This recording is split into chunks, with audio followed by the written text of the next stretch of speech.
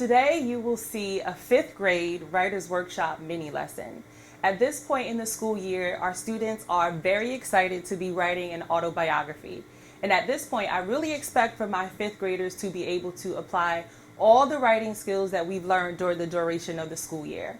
So at this point in this lesson that you'll see today, the students have already been through the first 3 steps of the writing process.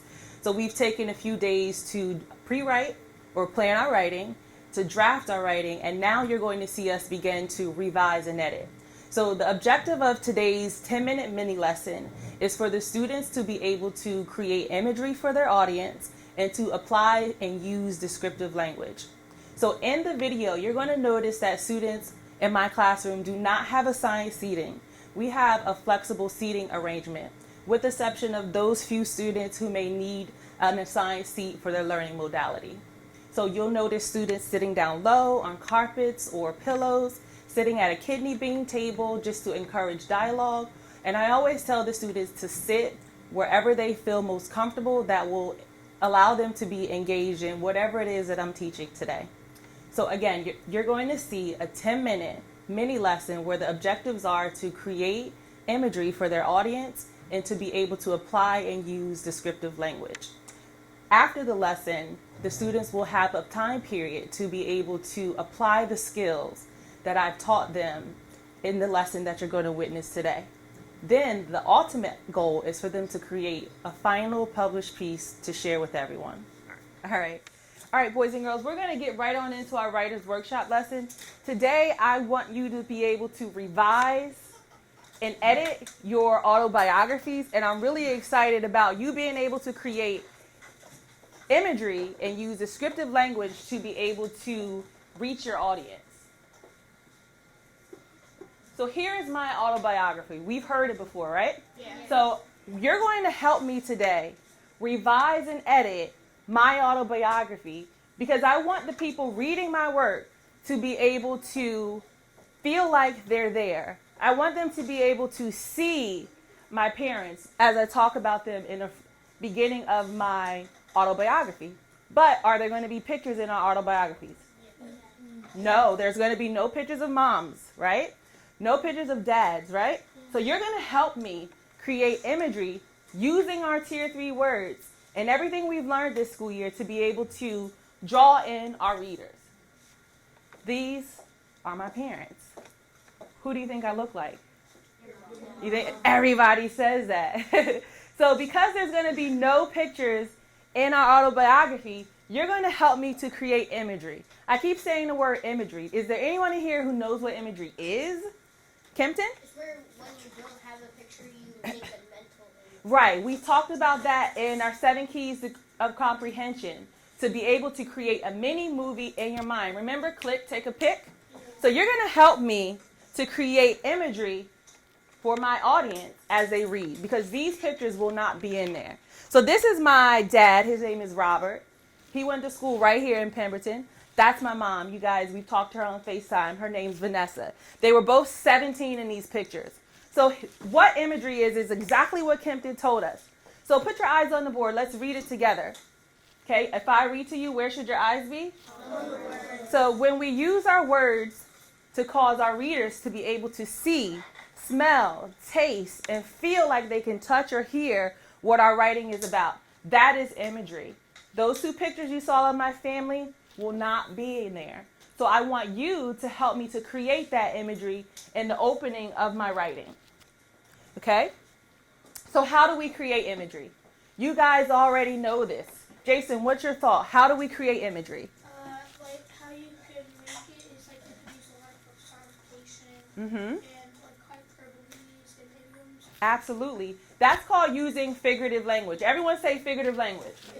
So remember, personification is giving a human quality to something that cannot be human. Right, Cameron? Yeah. Human quality to something that cannot be human. You can use a metaphor. Who wants to read those metaphors on the board for me? Okay, go ahead, Katrina.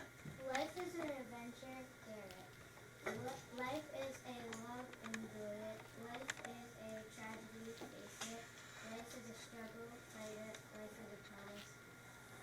Fulfill it. So those are metaphors, saying that something is something else to be able to create a mental picture for the person in their mind. Yes, Jason? One example for Personification.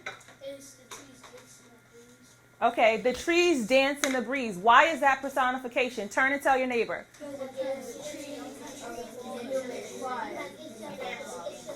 Why is that personification? Giving a human quality to something that cannot be human, right?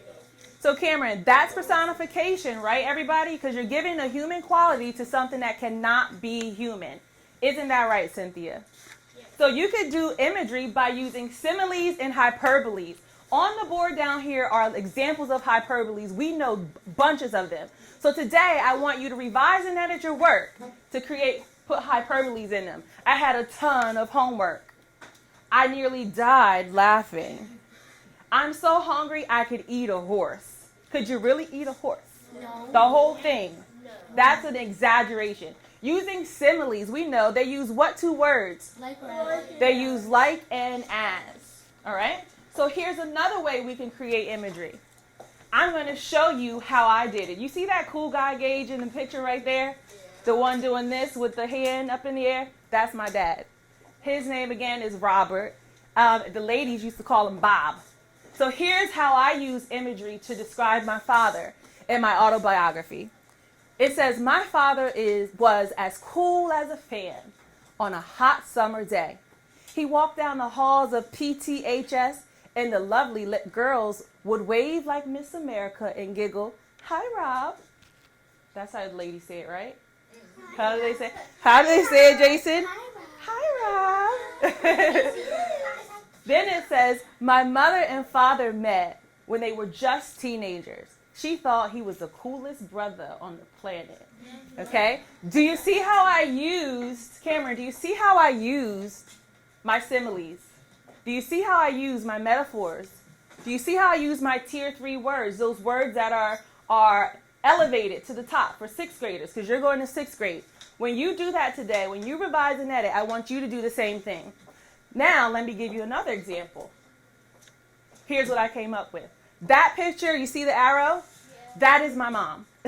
That's my grandmom, my auntie, and my uncle. Here's how I use my descriptive language and figurative language to create imagery. Tall like a giraffe, yet fast, and graceful like a gazelle. My mother used those qualities to her advantage in high school. She played a million sports, just like my handsome father. When I see her pictures, I always think, wow, what a gorgeous, tall, brown-skinned beauty queen. Her skin looks as if it's been kissed by the golden sun. Kissed by the golden sun. Wouldn't you say that's an example of personification? Yes. Tall like a giraffe. What's that an example of? Simile. Gorgeous, handsome. Those are all tier 3 words. Wow. You want to put automatopoeias, hyperboles, all those things in your writing. So you're going to help me create imagery for my parents. Okay, you're going to help me. There they are again. You're going to use similes, metaphors, hyperboles, personification, tier 3 words. Could you use idioms? Yes. Could you use, what's another one we could use? Help me out here. Hyperboles, idioms, metaphors, all of that. On your Post-it notes, you're going to write down different ways that I could apply those things to my writing. After you write down an example, come bring it and put it on the picture of either my mother or my father. Help me out. With your pen and pencil and Post-it note, write down ways that I could apply figurative language and create imagery, and then bring it up and stick it on either the picture of my mom at 17 or my dad at 17. Because remember, in your autobiography, there will be no picture. You want them to feel like they're there. You want them to see your parents. So as soon as you get it, come stick it on the board. Okay, everybody's writing. Use an example of simile, hyperbole. Could he be, like I say, Cameron, he's fast as a cheetah. Okay? You can say he scored 1 trillion points. So as soon as you get it down, go on up to the board and post it on there. I see Naya has her first one. Go ahead, Naya, stick it up there. We want to have as many as possible. How can you create it? Remember, similes use like or as. Okay? Mm-hmm. You can do both. You can use more than one Post-it note. But I want to see your examples. here's what Naya has, and if you get one, just come on up and stick it on the board, okay? Naya has as beautiful as a flower, okay? As fast as a cheetah. Good example. Kempton has, he had $1 million smile. My dad would like to hear that. Okay, so he had $1 million smile. That's an example of a what, Kempton? Hyperbole? Hyperbole. Okay, let's see what we have here. Perfect. So you guys got some good ideas. Ooh, dynamic. I bet you if you told my dad he was dynamic at basketball, he would love that. Okay? Great job.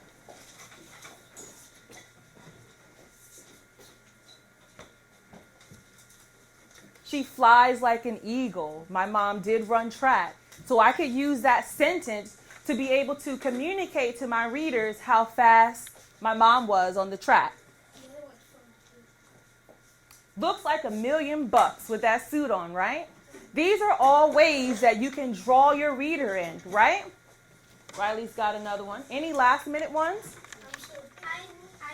Why don't you go ahead and turn and talk? You can discuss it if you need help.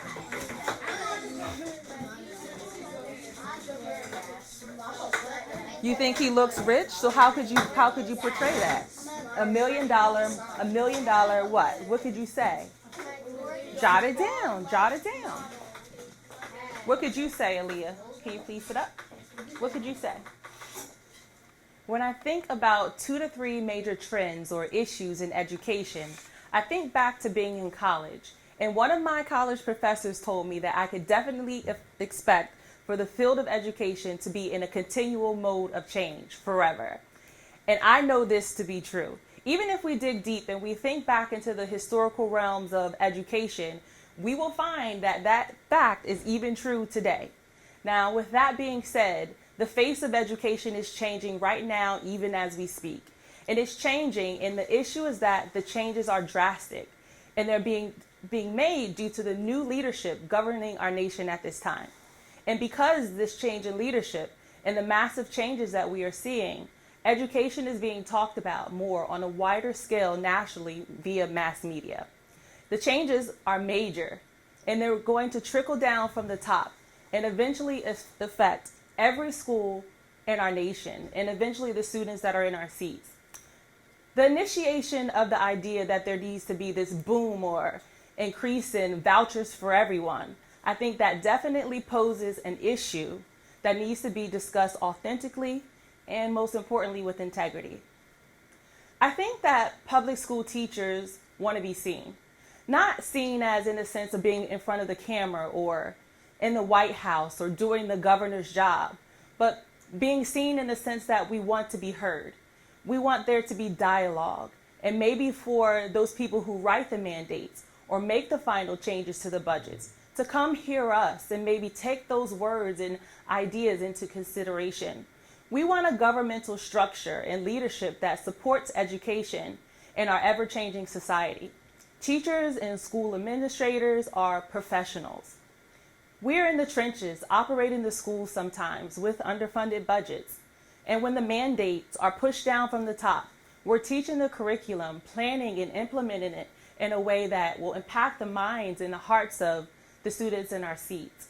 We public school professionals are the heartbeat of each and every school in our nation. We keep the system alive. So the solution is vertical articulation and respectful dialogue to move toward a more inclusive legislation that makes sense for the professionals who have one of the most important jobs in our nation, in my opinion. Everyone, including educational professionals, has to remember that the field of education will always be in a continual mode of change. We want that change to be healthy for all stakeholders. So the issue is one that can be addressed by vertical articulation, healthy dialogue, respectful dialogue, and healthy decisions for everyone involved.